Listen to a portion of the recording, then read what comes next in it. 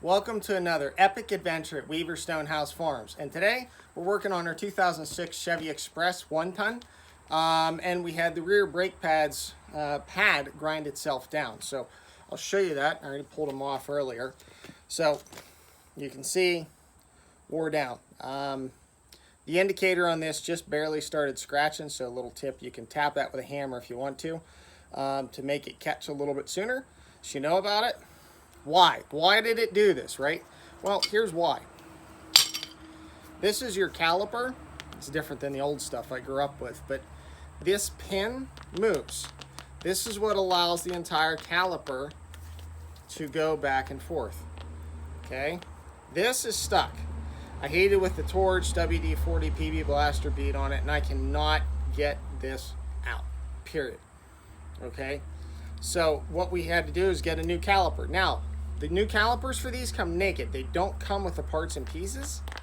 So I had to round them up at two different places. I had to get the caliper at AutoZone, the new pins, just the pin itself, the new pin at AutoZone as well. New bolts to go into them that come with it.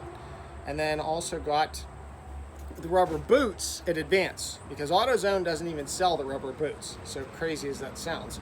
So come on in, let's take a look at this. So then these are stainless steel sliders. They come with the brakes. They just slip right in there, and that top bar goes up top. Okay. So these boots do not come with it. So all you get in that AutoZone hardware kit are these pieces. So that's an H15087. This is for the rear brakes. So then what you need to do, these need greased. So we're using the ceramic Permatex lubricant. It's brake parts lube. All right, so we're gonna put that down there.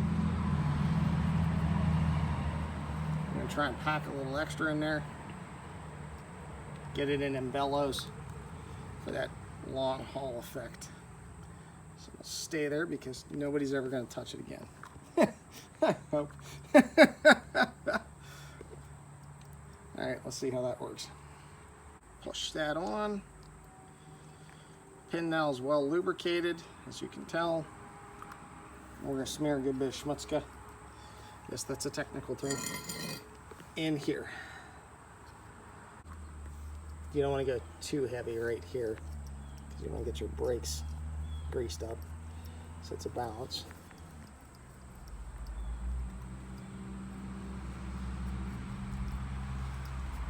Okay, so we'll take this. Ooh, a little too much. Work it back and forth. There it is. That's what we were after.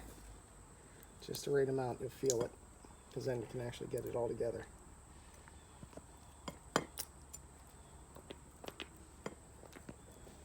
Okay, so that's good. Might as well use the lubricant I got on my hands. Float this one in now a little bit.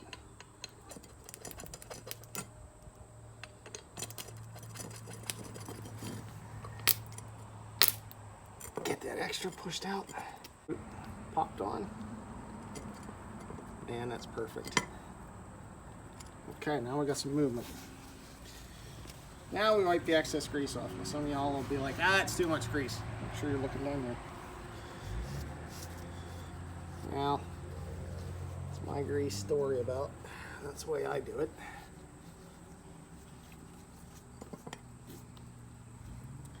I will wipe the insides off here to make sure I don't get it flying all over the pads. Now there's torque specs for this stuff, so refer to your manual for your torque specs. I'm not covering torque specs today.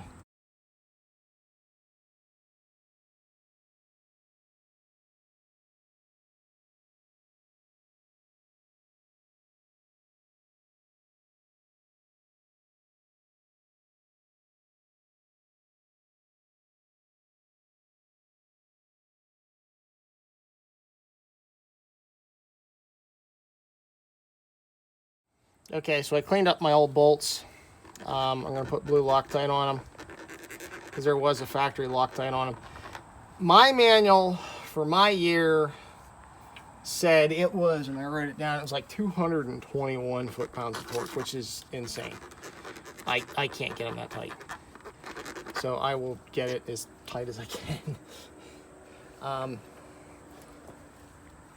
So there's our caliper bracket holder, greased pins, greased sliders.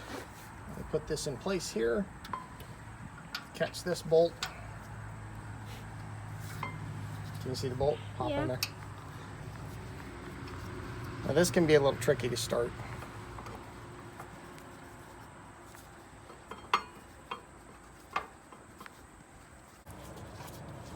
Okay. Now these are 18 millimeter. Put that camera in there, girl, so you can see this a little better.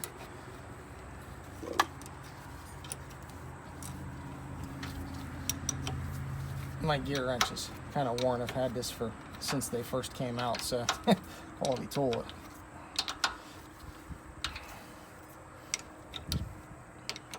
Yeah, this is moving pretty easy for these. Max this bad boy out.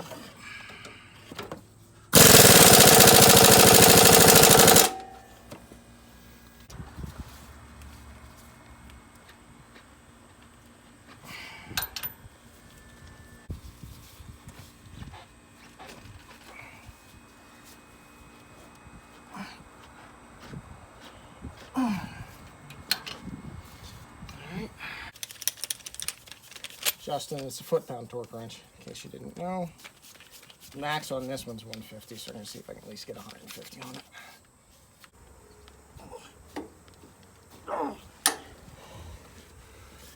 Okay. There's a 150, that was a click. It's a little bit more dangerous going down like this, because if it slips, bust my head up. Put my head there.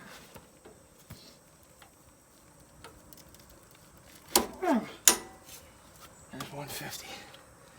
Reminder, 150 is not enough. Manual says, I think mine says, like I said, 220. So you make your own decision for your own vehicle. I'm not responsible for anything you do or do not do.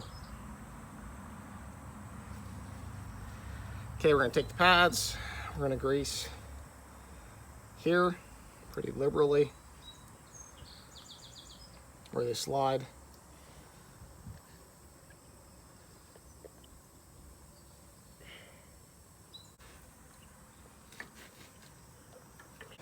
Okay, so I greased on here and on here. So then what we do here is just take that pad. I start the one end in, then just drop it in. It should just slide in for you. Now on this caliper, I had squeezed it already. I just use a C-clamp. It's what I've always done. I thank my father for that, my grandfather before him. This is an awesome one. Has a little push button. You can get that from, this is a Pittsburgh one, so this is a Harbor Freight tool. So with the old pad, all I did was put the old pad on here and then just squeeze down. And while it was in place, I actually squeezed from here across in on the pad so everything would fit together. So this should go back.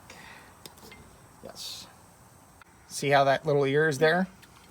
That goes against that hardware because it has a flat spot to keep it from turning. Okay, so that fits in there. Let's see if I got it right on that one. There's 17.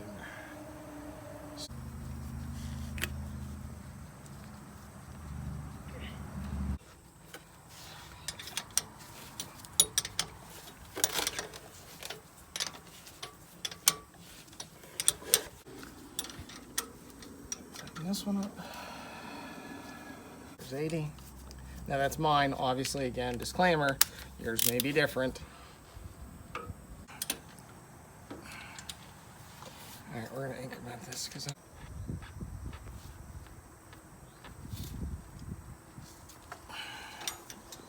okay,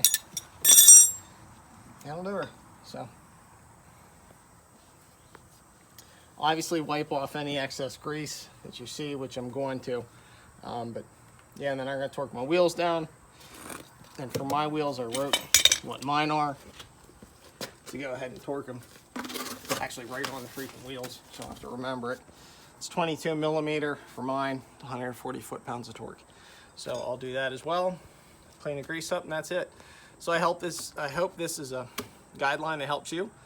So thanks for following along Weaver Stonehouse Farms, and we'll see you next time.